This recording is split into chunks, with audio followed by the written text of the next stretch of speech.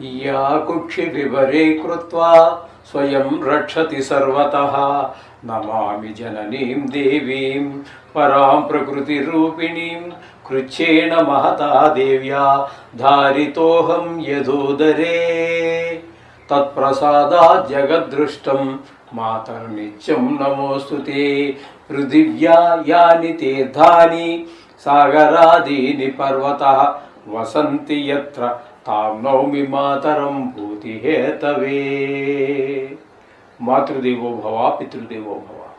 June నెల 2026 సంవత్సరంలో గోచార ఫలితాలు ద్వాదశ రాశుల వారికి ఏ విధంగా ఉంటాయో తెలుసుకునే ప్రయత్నం చేద్దాము. అది కూడా సశాస్త్రీయంగా.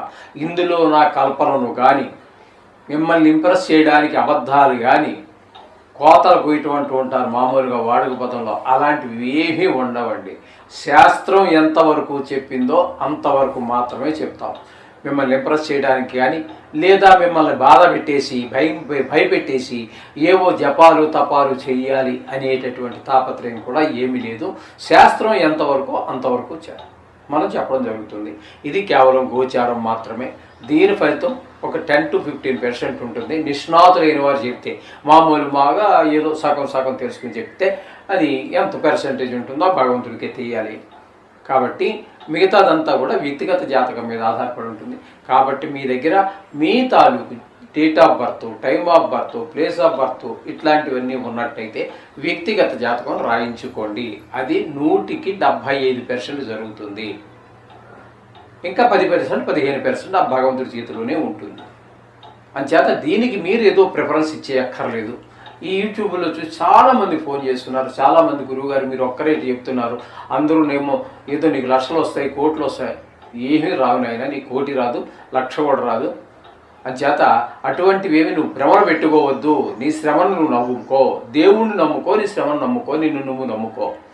ఇది నేను చెప్పదలుచుకున్నది. అంటే గోచారం ఏంటంటే, ఈ గ్రహాలు ఏంటంటే మనకి రాబోయేదాన్ని సూచిస్తుంది. అది ఎప్పుడు నాకు పూర్తిగా తెలిస్తే మీకు నేను సూచించగలను. నాకే ఏమీ తెలియకపోతే నేనేం చెప్పాలి? ఏదో కథ చెప్పాలి. అంచేత వాటి మీద పెద్దగా ఆధారపడకండి. వ్యక్తిగత జాతకం మీద ఎక్కువ ఆధారపడండి. అది చాలా వరకు నిష్ణాతులు కావాలి. దానికి కూడా గోచారానికే కాదు, జాతకం రాయాలని కూడా నిష్ణాతులైన వారు ఉంటేనే మాత్రమే జరిగే అవకాశం ఉంది. ఇది గమనించగలరు. మీనరాశి వారికి జూన్ నెల 2026 సంవత్సరంలో గోచార ఫలితాలు ఏ విధంగా ఉన్నాయో తెలుసుకునే ప్రయత్నం చేద్దాము. మీనరాశి వారికి జన్మలోనే శని, అంటే దీని 7 నాటి శనిలో మధ్యలో ఉన్నాడు. అంటే అనారోగ్యాలు ఎక్కువ వచ్చేటటువంటి అవకాశం చాలా ఎక్కువ. ఇక ద్వితీయ స్థానంలో కుజుడు 20 రోజులు, తృతీయ స్థానంలో 10 రోజులు సంచారం చేస్తూ ఉన్నారు. ద్వితీయ స్థానంలో కుజుడు సంచారం చేసే 20 రోజుల్లో ధనానికి కొంచెం ఇబ్బంది, మాటలో కఠినత్వం, నేత్ర సంబంధమైన వ్యాధులు, అలాగే కుటుంబంలో ఆహ్లాదం లేనటువంటి పరిస్థితి కనబడుతూ ఉంటుంది. తదుపరి 3వ స్థానమైనటువంటి వృషభంలో ప్రవేశించి 10 రోజులు ఉంటున్నాడు. అక్కడ మాత్రం కాస్త అందరి యొక్క సహాయ సహకారాలు అందుతాయి. ఇప్పుడు ఈ 2వ స్థానంలో పెట్టినటువంటి బాధల నుంచి విముక్తి అవుతారు. ఇక 4వ స్థానం దగ్గర ఇదే తృతీయ స్థానంలో రవి 15వ తారీఖు వరకు ఉంటున్నారు.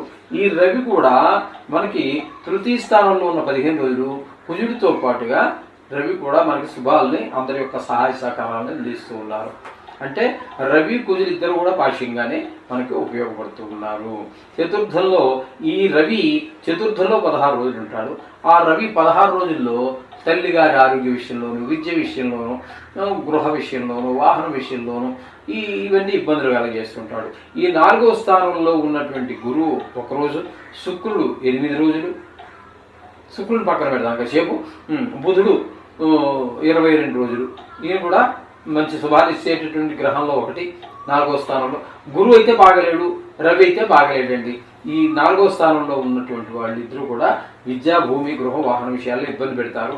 శుక్రుడు 8 రోజులు మనకి 4వ స్థానంలో చాలా సుఫలితాలు ఇస్తూ ఉంటాడు, అదే విద్య, భూమి, గృహ విషయాల్లో. అలాగే బుధుడు కూడా మనకి 22 రోజుల పాటు ఈ 4వ స్థానంలో భూమి, గృహము ఇత్యాది విషయాల్లో చాలా మనకి సహాయకారిగా ఉంటారు.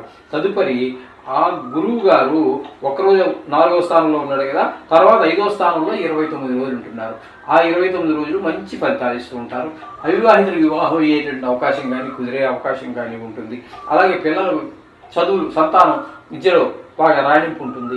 ఈ విధమైన ఫలితాలన్నీ కూడా ఆయన ఇస్తారు. శుక్రుడు 4వ స్థానంలో 8 రోజులు, 5వ స్థానంలో 22 రోజులు, 4, 5 స్థానాలు రెండింటిలోనూ కూడా శుక్రుడు బాగా అనుకూలమైన ఫలితాలు ఇస్తాడు. కాబట్టి పిల్లలు బాగా వృద్ధిలో ఉంటారు చదువు విషయంలో. అలాగే చతుర్థంలో ఉన్నటువంటి 8 రోజులు కూడా అక్కడ మీకు భూమి గృహ విషయాలు ఇత్యాది వాటిలో అనుకూలమైన పరిస్థితులు ఉంటాయి. ఇకపోతే బుధుడిని కనుక మనం తీసుకున్నట్టయితే బుధుడు 22 రోజులు చతుర్థ స్థానంలో అనుకూలమైనటువంటి ఫలితాలు ఇస్తూ ఉన్నాడు మాతృభూమి గృహ విషయాల్లో. ఇక 5వ స్థానంలో ఉన్న 8 రోజులు సంతాన విషయంలో ఇబ్బంది పెడుతూ ఉంటాడు. 6వ స్థానంలో కేతు గ్రహ సంచారం జరుగుతోంది. ఆయన మంచి ఆరోగ్యాన్ని ఇస్తాడు, అప్పు నుండి తీర్చేంత అవకాశం కల్పిస్తాడు. అలాగే అప్పుల కోసం ప్రయత్నిస్తే అప్పు పుడుతుంది, ఆ అప్పును కూడా సద్వినియోగం చేసుకోగలుగుతారు. తద్వారా మంచి ఫలితాలన్నీ కూడా కేతు ఇస్తూ ఉన్నాడు.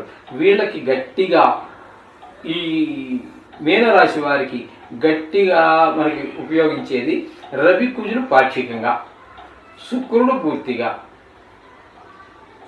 మనకి అనుకూలమైనటువంటి ఫలితాలు ఇస్తున్నాడు. అలాగే కేతు పూర్తిగా ఫలితాలు ఇస్తున్నాడు.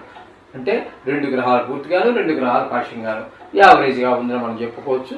సర్వ సహజం. కొన్ని గ్రహాలు ప్రతికూలత, కొన్ని గ్రహాలు అనుకూలత. కాబట్టి దాని గురించి మీరు కంగారు పడవలసిన పని లేదు. మనం చెప్పుకుంటున్నటువంటి అలాగే రాహు వ్యయ స్థానంలో ఉన్నారు ఇతనికి. ఈ వ్యయ స్థానంలో రాహు ఉండటం కూడా మంచిది కాదు. శత్రుభయం ఇవన్నీ ఉంటుంటాయి. ధన వ్యయం, ధన నష్టం జరుగుతూ ఉంటుంది. వీరికి కూడా రాహువు, శని, కేతువు ఇబ్బందికరమైనటువంటి పరిస్థితుల్లోనే ఉన్నారు. కాబట్టి ఈ మూడింటికి కూడా దుర్గా పూజ, శని పూజ, కేతువుకి గణపతి పూజ చేసుకోండి. రోజు చేసుకునేటటువంటి నవగ్రహ జపం ఇంటిగా మనం చెప్పుకున్నాం కదా, 2-3 నిమిషాలు చేసుకుంటున్నాం కదా, దానికి అడిషనల్గా ఇవి కూడా చేసుకున్నట్టయితే, దానికి అనుసంధానంగా ఇవి కూడా అవి చేసుకుంటూనే ఇవి కూడా చేసుకున్నట్టయితే, దానం ఇచ్చుకోవటం ఇది చేసినట్టయితే మరింత శుభ ఫలితాన్ని మీరు ఖచ్చితంగా పొందగలిగే అవకాశం ఏర్పడుతుంది. శుభం.